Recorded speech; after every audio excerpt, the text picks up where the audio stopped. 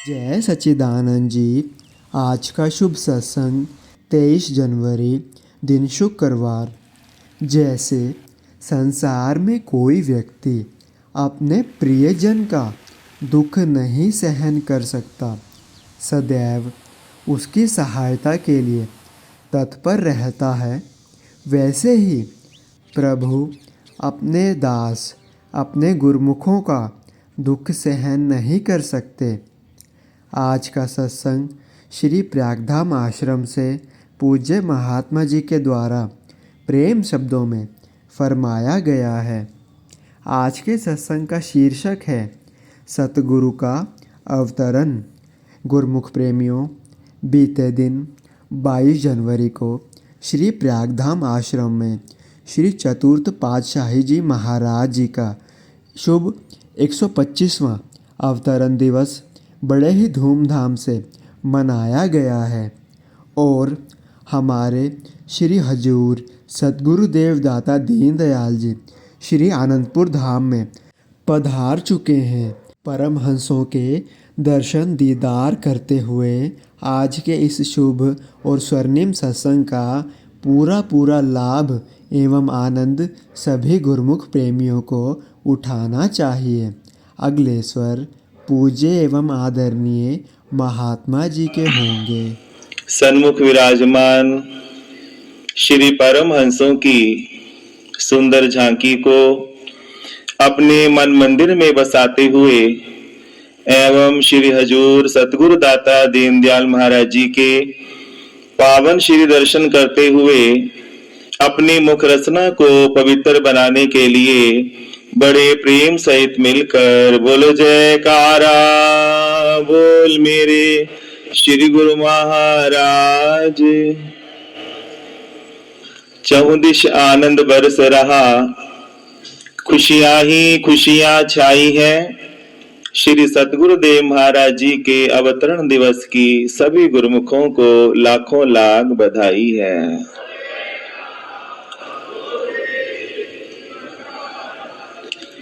धरती की पुकार को सुनकर प्रगटी ज्योत ही लाई है। चतुर्थ रूप में प्रकट हुए ये मंगल घड़ियां आई है।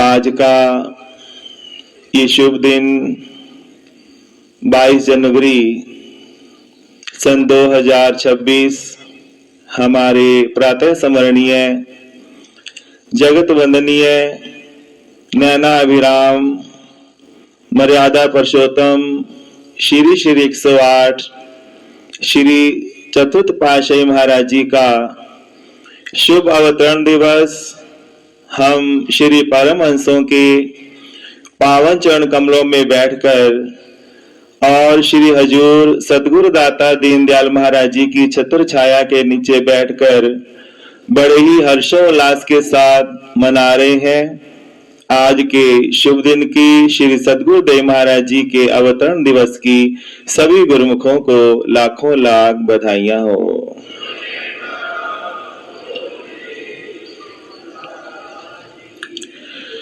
जब धरती करे पुकार संत जग तारन आते हैं। जब जब भी धरती की पुकार महापुरुषों के चरणों में पहुंचती है तो धरती की पुकार को सुनकर के ही महापुरुष इस धरा धाम पर प्रकट होते हैं। तो ऐसे ही आप जी ने भी लक्की मरवत की भूमि को भाग्यशाली बनाने के लिए 22 जनवरी सन 1901 मंगलवार के शुभ दिन अवतार धारण किया। बोल मेरे श्री गुरु महाराज की। केवल लक्की मरवत की भूमि को ही भाग्यशाली नहीं बनाया बल्कि आपके आगमन से पूरी सृष्टि ही भाग्यशाली बन गई।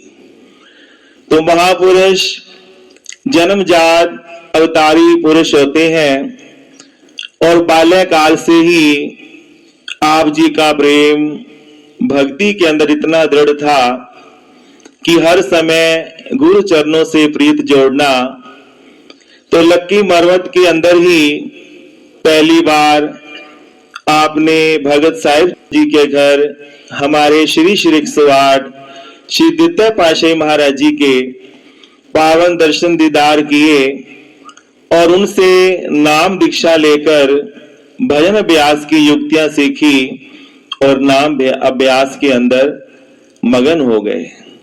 खुद भी हर समय भजन अभ्यास में मगन रहना और दूसरों को भी यही उपदेश दिया करते थे कि मानुष जन्म धारण करके हर जीव का यही फर्ज बन जाता है कि वो ज्यादा से ज्यादा भजन अभ्यास का लाभ उठाया करे। अक्सर अपने वचनों में यही फरमाया करते थे कि लाल दास उठ भजन कर, आलस ऊंग निवार, रच बेगाना कार जपना दिन स्योल्यो सवार। स्वयं भी भजन अभ्यास के अंदर पाबंद रहते और जो भी उनकी शरण में आया उनको भी यही ज्ञान दिया, यही विचार दिए कि भजन भक्ति करना ही इंसान का अपना असली धन है, सच्चा सरमाया है।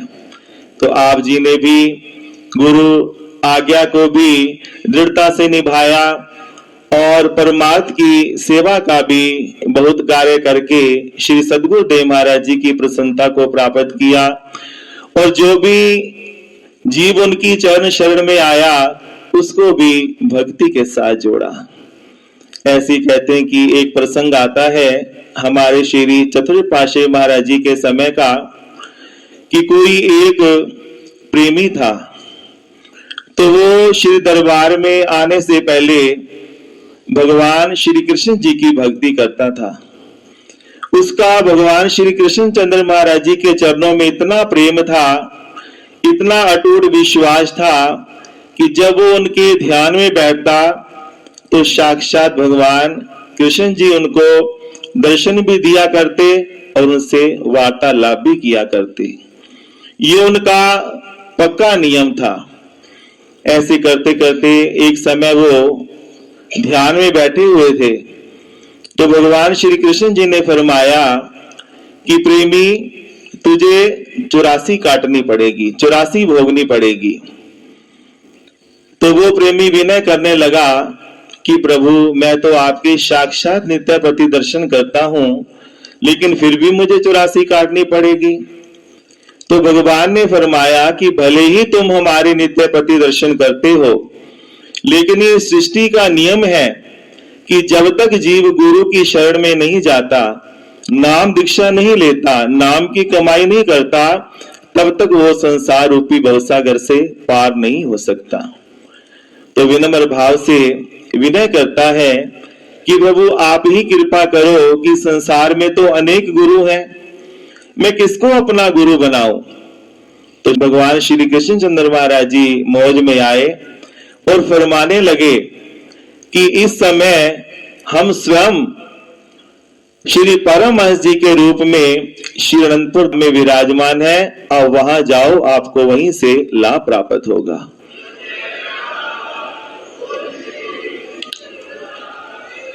तो भगवान जी की आज्ञा को पाकर के श्री अनंतपुर में पहुंच गया। तो जैसे जैसे वो श्री गुरु महाराज जी के दर्शन करता श्री आरती पूजा के समय, तो सचमुच ही साक्षात उसको श्री गुरु महाराज जी के रूप में भगवान श्री कृष्ण जी के दर्शन होते।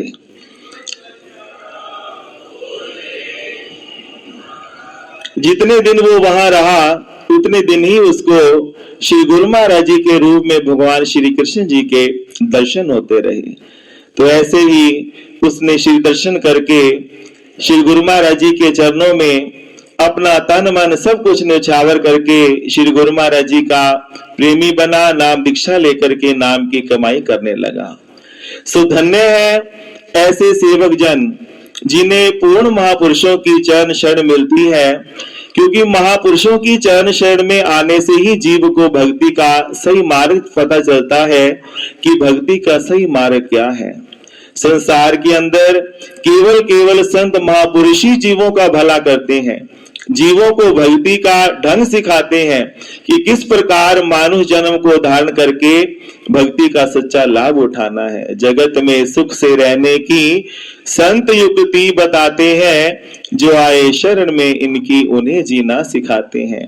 संत महापुरुष गुरुमुखों को भक्ति का ढंग सिखाते हैं कि किस प्रकार अपने जीवन के अंदर नाम और भक्ति की कमाई करते हुए अपने जीवन को सफल करना है। तो ऐसा ही प्रेम सबके ऊपर लुटाया हमारे श्री महाप्रभु जी ने, और जो जो प्रेमी उनकी चरण शरण में आया तो हर समय वो भजन पर ही जोर दिया करते थे कि गुरुमुखो भजन करो, सिमरन करो। भजन के द्वारा ही जीव आंतरिक हृदय के अंदर अपने प्रभु के दर्शन प्राप्त कर सकता है। भजन करने से ही जीव अपने जीवन का कल्याण कर सकता है। तो महापुरुष तो वक्त वक्त पे जो भी आए हैं एक ही बात जीवों को समझाते हैं कि भजन ही इंसान का गहना है, भक्ति ही इंसान की अपनी पूंजी है। इसी तरह महापुरुष जो अपना आदर्श जीवन संसार के अंदर आकर के व्यतीत करते हैं, तो युगों युगांतरों तक भाग्यशाली रूहें भी उनके आदर्शों पर चल करके नाम और भक्ति की कमाई करके अपने जीवन से पूरा पूरा लाभ उठाते हैं। तो हम तो गुरुमुखों बड़े भाग्यशाली हैं जो हमें वक्त के परिपूर्ण महापुरुषों का ऐसा उच्च और सुच्चा दरबार मिला। श्री सद्गुरुदेव महाराज जी की चरण शरण मिली। अब हमारे हजूर सद्गुरु दाता दीनदयाल महाराज जी अपने कोमल तन पर अनेकों कष्ट सहन करते हुए भी सबको अपने पावन श्री दर्शनों से निहाल कर रहे हैं, अपने आशीर्वादों से निहाल कर रहे हैं। तुम सब सेवकों का भी ये फर्ज बन जाता है, जैसे सद्गुरु समय समय पे हमारे ऊपर कृपा बरसा रहे हैं, हमें खुशियां प्रदान कर रहे हैं, तुम सब सेवक भी श्री गुरु महाराज जी की आज्ञा और हुक्म में चलते हुए अपने जीवन से पूरा पूरा लाभ उठाएं और श्री सद्गुरुदेव महाराज जी की प्रसन्नता के पात्र बने। आज के शुभ दिन की 125वां अवतार दिवस जो हम सब गुरुमुख जन श्री सद्गुरुदेव महाराज जी के चरणों में बैठ करके मना रहे हैं, इन खुशियों की, इन घड़ियों की, इस पावन वेला की सभी गुरुमुखों को लाखों लाख बधाई हो। बोल मेरे श्री गुरु महाराज की जय। सौभाग्यशाली गुरुमुख सज्जन मंडली इसी प्रकार अपने मन एवं चित्त की समस्त वृत्तियों को एकाग्र करते हुए अपना ध्यान सन्मुख विराजमान श्री श्री 108 श्री परमहंस महान विभूतियों के एवं श्री श्री 108 श्री हजूर सतगुरु दाता दयाल महाराज जी के सुंदर मुबारक श्री दर्शनों की ओर लगाते हुए एक दफा ऊंची व मीठी स्वर से मिलकर के बोलो जयकारा। बोल मेरी जी की जय।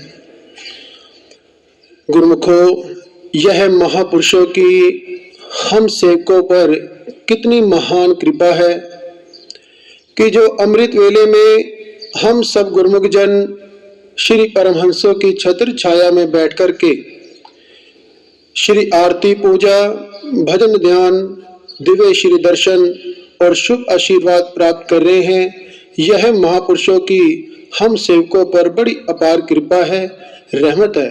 और महापुरुष भी हम सेवकों पर दिन रात कृपा करते हुए हमारी झोलियां नाम और भक्ति के धन से भर रहे हैं। तो गुरुमुखों, महापुरुष ही हर युग में जीवों के कल्याण के लिए इस धराधाम पर अवतार धारण करके आए और इस समय भी हम सब गुरुमुखों के सन्मुख विराजमान होकर के अपने प्यार से, भक्ति से और शुभ आशीर्वाद से हम सब गुरुमुखों को माला माल कर रहे हैं। कारा बोल मेरे जी की जय। महापुरुषों ने हर युग में इस धरती पर अवतार लिया, अपने तन पर कष्ट उठाकर जीवों का उद्धार किया। सेवा, सत्संग और सिमरन का धरती पे खोल भंडार दिया, नाम की नौका पर बिठलाकर जीवों को भव से पार किया। हृदय से हम नमन करें सब, ये दाता पर उपकारी है, अपने प्यारे श्री सतगुरु जी पर हम दास सदा बलिहारी हैं। कारा बोल मेरे श्री गुरुमुखों, महापुरुष इस संसार के अंदर आकर के दिन रात मेहनत करके जो हम सेवकों की भलाई के लिए लगे रहते हैं, ऐसे ही महान मर्यादा पुरुषोत्तम हमारे श्री श्री 108 श्री चतुर्थ पातशाही महाराज जी, जो कि लक्की मरवत की पावन धरा पर अवतरित होकर के हम जीवों के कल्याण के लिए इस संसार में आए और प्रातः स्मरणीय श्री श्री 108 श्री दूसरी पातशाही महाराज जी की शरण में आकर के उनकी पूर्ण प्रसन्नता प्राप्त की, सेवा और भक्ति का वो आदर्श जीवन बनाया कि श्री सद्गुरुदेव महाराज जी की पूर्ण प्रसन्नता को पाया। एक बार श्री दूसरी पातशाही महाराज जी टल में विराजमान थे, आप भी वहां श्री दर्शन के लिए गए। वहां एक स्थान है कालाबाग, तो श्री सद्गुरुदेव महाराज जी की मौज कालाबाग की जमीन को खरीदने की हुई। पहले श्री गुरु महाराज जी ने कुछ सेवकों को आज्ञा प्रदान की इस जमीन को खरीदने के लिए। वह सेवक आज्ञा पाकर वहां गए, लेकिन धन के अभाव के कारण या अन्य साधन सुलभ न होने के कारण वह सेवक जो है वहां से लौट आए और इस कार्य को पूरा न कर सके। इसके पश्चात श्री सद्गुरु दाता दयाल महाराज जी ने आपको यह आज्ञा प्रदान की। आपने श्री आज्ञा को शिरोधार्य किया और यथासंभव धन का उचित प्रबंध करके कुछ ही समय में उस जमीन को खरीद लिया और श्री आज्ञा के अनुसार इस कार्य को पूरा किया। श्री सद्गुरुदेव महाराज जी इस कार्य को पूरा होता देख आप पर अति प्रसन्न हुए। इसके पश्चात कुछ दिन बाद श्री सद्गुरु दाता दयाल महाराज जी ने लक्की मरवत में एक भंडारे का प्रोग्राम करवाया। उस भंडारे के प्रोग्राम के लिए श्री गुरु महाराज जी ने धन राशि की सेवा जो है वह आपके जिम्मे लगाई। यह सेवा भी आपने श्री आज्ञा के अनुसार पूरी की। जब यह दोनों सेवाएं पूरी हो गई तो श्री सद्गुरुदेव महाराज जी ने आपको एकांत में बुलाया और फरमाने लगे कि हम आज आप पर बहुत प्रसन्न हैं, मांगो जो मांगना चाहो, आज हम देने को तैयार हैं। श्री गुरु महाराज जी ने दोनों हाथ जोड़ करके श्री चरण कमलों में विनती की कि हे प्रभु, मुझे तो आपके श्री चरण कमलों की भक्ति की अभिलाषा है, भक्ति चाहिए, भक्ति की सिवा कुछ नहीं चाहिए। श्री गुरु महाराज जी ने फरमाया ठीक है, यह दोहा जो है 3 बार पढ़ो। भक्ति दान मोहे दीजिए, गुरुदेवन के दे, और नहीं कछु चाहिए, निश्चिंत तुमरी से। आपने श्री आज्ञा के अनुसार 3 बार यह दोहा पढ़ा, पुण्य वचन हुए ऐसा ही होगा। तो गुरुमुखो, हम विचार करें कि दुनिया में ऐसी कौन सी अनमोल वस्तु है जिसको लेने के लिए हम श्री परमहंस दाता दयाल महाराज जी के चरणों में यहाँ पहुंचे हैं। और महापुरुष दिन रात मुक्त कर कमलों से हम सबको प्रदान कर रहे हैं, वह है सेवा और भक्ति, जिसको प्राप्त करने के लिए हमें यह मानुष जन्म मिला है। हमें इस मानुष जन्म की प्राप्ति हुई है और महापुरुष ही कृपा करके इस मानुष जन्म को पूरा कर रहे हैं। आज हम देख रहे हैं कि हमारे श्री हजूर सतगुरुदाता दयाल महाराज जी दिन रात अपने कोमल तन पर अनेकों कष्ट सहन करके हम सेवकों की भलाई के लिए लगे हुए, ताकि हम सेवकों का कल्याण हो सके। तो ये जो उपकार, ये जो रहमत हम पर बरस रही है, इन उपकारों के लिए हम सब गुरुमुख जन पावन श्री चरण कमलों में कोटिन कोट नमन करते हैं। बोलो जयकारा कि हे सच्चे पातशाह, आपकी कृपा और आपकी रहमत हम सब पर बनी रहे। आपकी आज्ञा और मौज में हम चलते रहे। आपकी आज्ञा और मौज के अनुसार हम भक्ति के 5 नियमों की पालना करें, भजन ध्यान करें और आपकी प्रसन्नता को पाकर के अपने इस मानव जन्म को सफल कर ले। बोलो जयकारा बोल मेरे।